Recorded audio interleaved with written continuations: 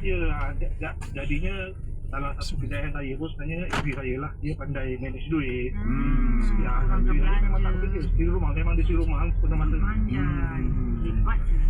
Baguslah. Maksudnya Abang Nas. Pada diri saya lah. Pada diri saya sebab saya jenis suka kuasa senang sekolah tak. Yalah. Yalah.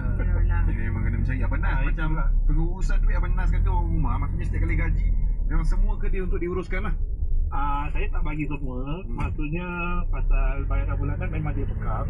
Termasuk macam rumah. Sebab rumah bukan saya beli cash lah. Memang dia pegang. Tapi alhamdulillah lah. Tapi ada rumah sendiri. Bank pun lulus. Betul. Nak dapat lulusan bank tu. Itulah. Maksudnya apa-apa pun memang saya bagi dia tapi tak semua. Sebab yang bagian lain memang saya bagi sendiri tak bagi dia lah. Betul. Tapi ini jadi inspirasi ni. Betul. Kan? Betul. Itulah maksud saya tengok anak-anak muda macam tak nak belajar banyak. Yelah banyak kepada media